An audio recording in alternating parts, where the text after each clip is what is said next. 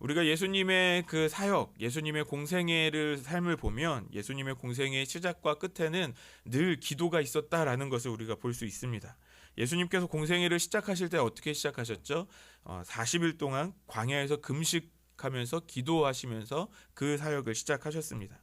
그리고 또 그 생을 마치실 때는 그 십자가에 달리시기 전에 겟세마네 동산에서 오늘 본문에 나오는 것처럼 아주 뜨겁게 기도하셨습니다. 그리고 부활하신 이후에도 하늘로 승천하시면서 제자들에게 전하셨던 말씀은 약속된 성령이 오시기까지 기도하라라고 말씀하셨습니다. 그렇게 예수님은 기도를 중요하게 여기셨습니다. 그리고 기도의 습관을 예수님이 먼저 가지고 계셨습니다. 예수님은 시간을 정하고 기도하셨죠. 그리고 사람들이 많이 몰려올 때도 사람들을 피해서 주님은 기도의 자리를 지키셨습니다. 그래서 홀로 한적한 곳으로 가셔서 혼자 기도하셨죠. 누구보다도 가장 기도의 모범을 잘 보여주시는 분이 바로 예수님이라고 할 수 있어요. 우리가 그래서 이 기도에 대한 내용을 더 알려면 예수님의 모습을 보면 되죠. 그래서 예수님을 보면서 예수님과 같이 기도하게 되는 저와 여러분들 되시기를 소망합니다. 그래서 우리 옆에 있는 분들에게 이렇게 인사해 볼까요? 예수님을 닮아갑시다. 아멘. 오늘 본문에서 예수님은 제자들과 함께 기도의 자리로 나가십니다. 제자들과 오늘 읽은 성경에 올리브산이라고 기록하고 있는데요. 우리가 잘 아는 개역 개정 성경에서는 감람산이라고 표현되어 있죠. 그곳에 올라가셔서 예수님께서 이제 기도를 시작하십니다. 그리고 제자들에게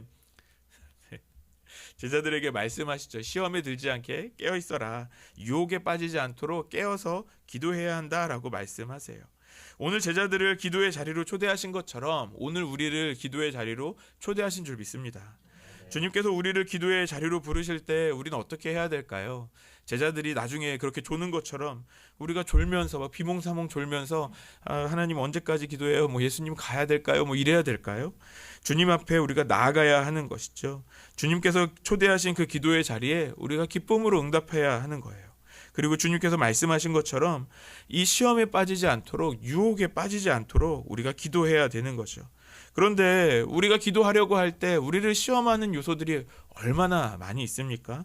우리를 유혹에 빠뜨리는 것들이 얼마나 많이 있어요. 요즘에는 특별히 스마트폰 얼마나 우리의 기도를 방해합니까? 기도하려고 분명히 나는 마음을 먹고 기도를 시작하려고 하는데 알람이 오는 거예요. 카톡 오는 거죠.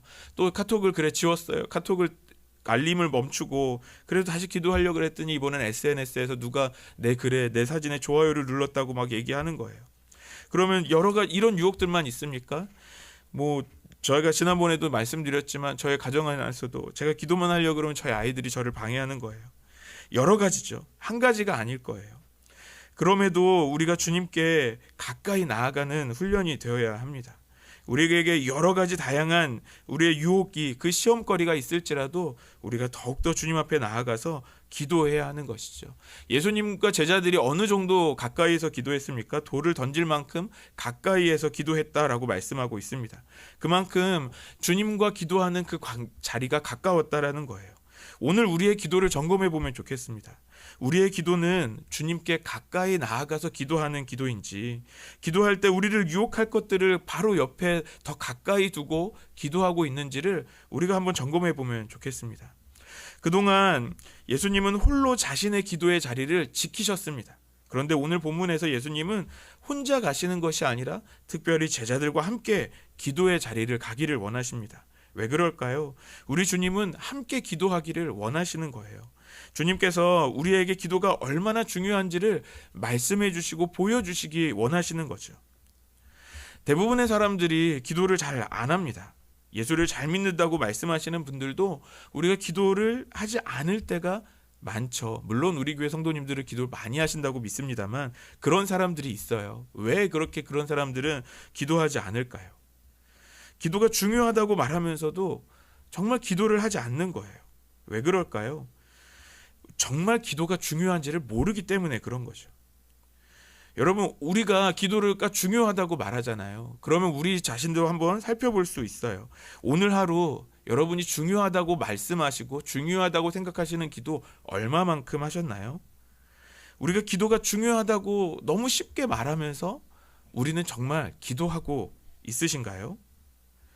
여러분, 어떤 분들은 이렇게 말씀하세요. 기도하는 게 너무 어렵다, 힘들다라고 말씀하시는 분들도 계세요. 왜 기도하는 것이 힘들고 왜 어려울까요? 기도해야 하는지 몰라서 그런 거죠. 기도가 얼마나 중요한지를 몰라서 그렇다는 이야기입니다. 그렇다면 우리가 그 기도의 중요성을 알게 되면 어떻게 될까요? 우리의 기도가 달라지게 되는 거죠. 오늘 예수님께서 땀을 핏방울처럼 흘리시면서 기도하셨다라고 말씀하고 있습니다. 우리의 기도가 예수님께서 기도하신 그 기도를 닮아가야 하는 거죠. 예수님께서 왜 그렇게 간절하게 마치 목숨을 걸고 기도하시는 것처럼 기도하셨습니까?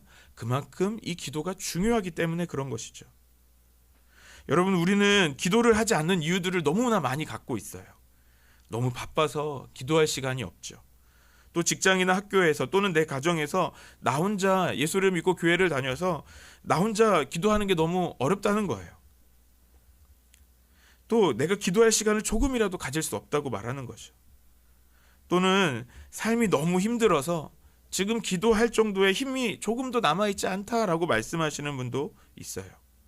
이런 것들 말고도 다양한 이유들이 우리에게 있죠. 그런데 모든 이유를 종합해보면 결국에는 한 가지입니다. 그것은 바로 기도의 중요성을 우리가 잘 모르고 있다라는 겁니다. 예수님께서 하셨던 비유의 말씀 중에 밭에 감추인 보화를 발견한 농부의 이야기가 있어요. 이 이야기 우리가 너무나 잘 알고 있지 않습니까?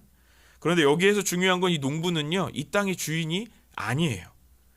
열심히 농사를 지어도 그 모든 수확물을 자신이 가져가지 않아요. 왜냐하면 그 농부는 주인이 아니기 때문에 그렇죠. 땅 주인보다 어떻게 보면 더 여유가 없을 거예요. 열심히 일하고 싶을까요? 그렇지 않을 것 같아요. 되는 일이 하나도 없을 거예요. 매일 자신은 남의 농사를 대신해주는 그런 사람일 뿐이에요. 이런 사람의 삶이 어떨까요? 매일매일 살아가는 삶의 모습이 늘 여러 가지 핑계거리, 여러 가지 어려운 거리들밖에 없는 거죠. 보물을 발견하기 전에 농부는 어떻게 보면 정말 앞이 캄캄한 사람일 수 있다는 거예요. 아마도 언제 이런 소작농의 삶을 벗어날 수 있을까를 그렇게 고민하면서 괴로워했을 겁니다. 그런데 이 농부가 오늘 농사를 시작하는데 보물을 발견해요. 그리고 농부는 어떻게 했습니까? 여전히 자신의 삶을 한탄하면서 이 보물을 보면서 내가 이것을 발견해서 무슨 소용이 있나 하면서 자신의 삶을 원망하고 있나요? 여전히 나의 앞길은 보이지가 않아. 난 언제까지 이렇게 살아야 되지? 하고 생각하고 있나요? 아니죠. 농부는 그 보물을 숨기고 방법을 생각해냅니다. 어떻게 이 땅을 사서 이 보물을 내 것으로 차지할까를 생각하면서 안 굴러가도 머리가 굴러가기 시작해요. 자신의 집을 팝니다. 자신이 가지고 있는 모든 전 재산을 다 팔아서 그 땅을 살 준비를 하는 겁니다. 그리고 결국 그 땅을 사고 그 보물을 차지하게 되는 거죠. 사랑하는 여러분, 우리의 인생길이 어려울 때가 있어요. 그때 우리는 늘 한탄할 수 있습니다. 왜 내 인생은 이렇게 막혀있나? 풀리지 않는가? 왜 나의 길은 없을까라고 우리가 고민하죠. 그런데 정말 길이 없어서 그런 것일까요? 아니면 우리가 찾지 않아서 그런 것일까요? 보물을 발견한 농부는 보물을 그 자리에 그냥 두려고 하지 않았어요. 그 보물을 땅 주인에게 가져다 주지도 않습니다. 순식간에 그의 머리가 막 돌아가기 시작해요. 어떻게 하면 이 보물을 나의 것으로 만들지 열심히 고민하면서 방법을 찾으면서 결국에는 이 보물을 나의 것으로 만드는 거죠. 오늘 기도도 마찬가지입니다. 우리가 기도에 대해서 말할 때 이야기하는 거예요. 나는 믿음이 없어요. 나는 아직도 기도의 능력을 경험해보지 못했어요. 라고 말할 수 있어요. 우리 마음처럼 우리의 믿음이 없고 우리의 능력이 없어서 그럴 수 있습니다. 하지만 이 기도는 우리의 믿음이 부족해서 우리의 능력이 없어서 못하는 것이 아닙니다. 우리가 기도에 대해서 잘못된 생각을 갖고 있기 때문에 그렇습니다. 이 농부가 이 보물을 차지하려고 했던 것처럼 우리가 이 기도의 능력을 차지하려고만 한다면, 기도의 은혜를 경험하려고만 한다면 우리는 기도할 수 있게 된다는 거죠. 우리가 기도의 중요성을 알게 되면 우리가 당연하게 기도가 된다는 겁니다. 오늘 우리가 이 기도가 보물인 것을 알아야 합니다. 오늘 이 기도의 중요성을 알면 이제부터 우리가 진짜 기도할 수 있게 되는 것입니다.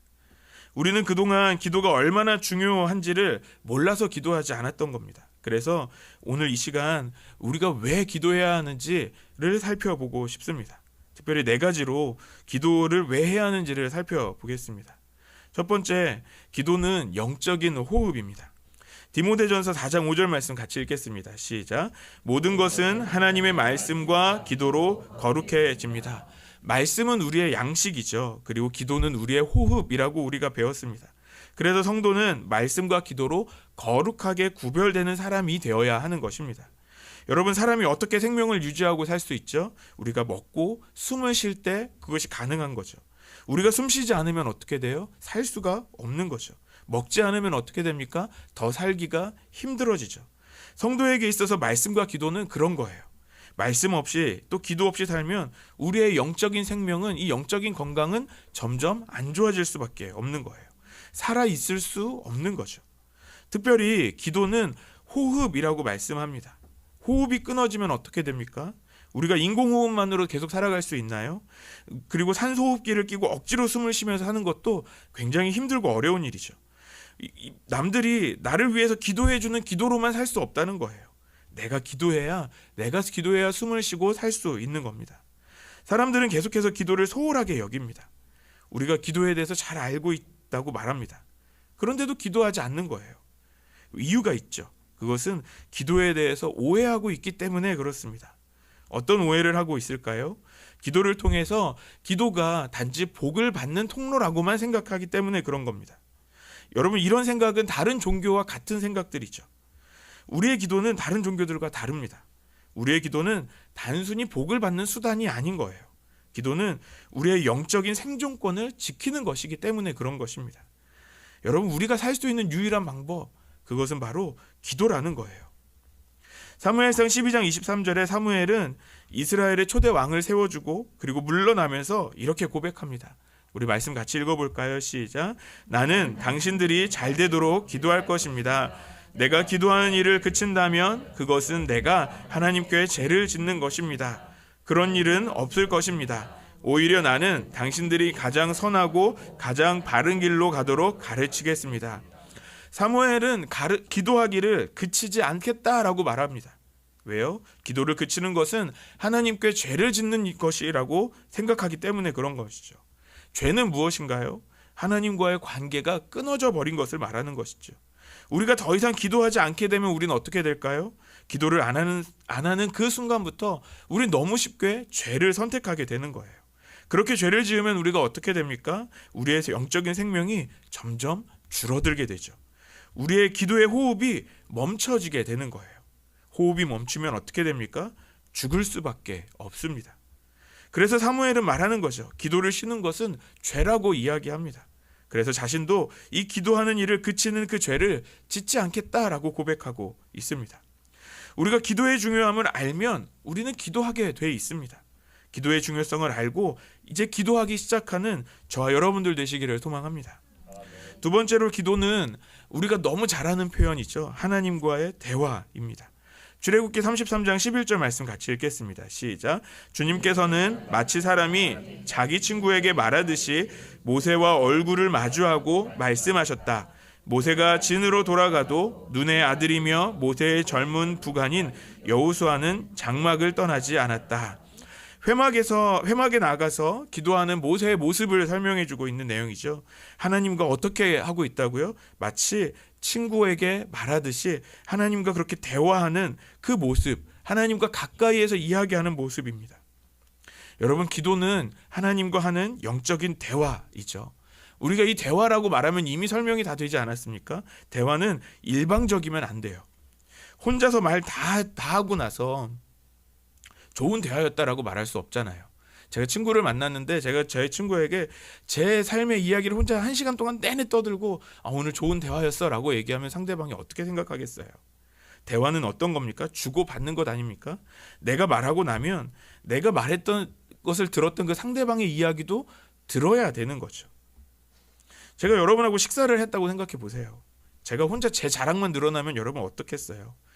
밥만 같이 먹고 싶지 않으실 거예요. 때로는 밥맛이 떨어질 수도 있어요. 대화는 소통이죠. 내가 말한 다음에 상대방의 말에 귀를 기울여야 하는 겁니다. 하나님 앞에 기도할 때도 마찬가지죠. 우리가 하나님 앞에 기도할 때 내 기도 제목들만 쏟아놓는 것이 기도가 아니라는 겁니다. 들어야 되는 거예요. 그러면 이렇게 질문하실지 모르겠어요. 어떻게 들어야 되나요? 저는 그동안 오랫동안 기도해봤는데 안 들려요 라고 말씀하시는 분이 있을 수 있어요. 그렇다면 이것을 기억하시면 됩니다. 하나님의 음성은요, 어떻게 듣는가 그 방법이 중요하지 않아요. 주님의 음성은 들려지는 것이기 때문에 그렇습니다. 우리의 말이 끝나고 우리의 기도가 끝났을 그때 주님의 음성을 기다릴 때 주님께서 말씀하시기 시작하시죠. 우리 주님이 원하시는 기도는 아마 이런 기도인 거예요. 대화하는 거죠. 우리 주님과 무엇 하는 것이죠? 관계를 맺는 것이죠. 그래서 우리에게는 듣는 것이 필요합니다. 그래서 우리가 어떻게 해야 하는지를 말씀드린다면 되도록 오래 기도해보면 좋습니다. 내가 가지고 있는 모든 기도 제목을 다 쏟아놓고 내가 할 수 있는 모든 말을 하고 그러고서 땡 하고 일어나시는 것이 아니라 그 다음에 기다리시는 거예요. 그럼 어떤 일이 벌어지나요? 나의 기도가 끝나고 이제 들리는 기도가 시작되는 거죠. 저 개인적인 경험을 말씀드리면 제가 주의 음성을 들으려고 할 때 주님께서 너무 말씀하시고 싶으신 마음을 받았어요. 그래서 주님께서 저에게 제일 먼저 하셨던 말씀이 있는데요. 그것은 사랑한다 아들아 라고 말씀하셨어요. 우리 주님은 우리에게 말씀하시기를 원하십니다. 우리가 그 음성 듣게 되기를 소망합니다. 사랑하는 여러분, 우리 주님은 우리와 대화하기를 원하세요. 주님과 함께 대화하는 기도 시간을 갖게 되시기를 소망합니다.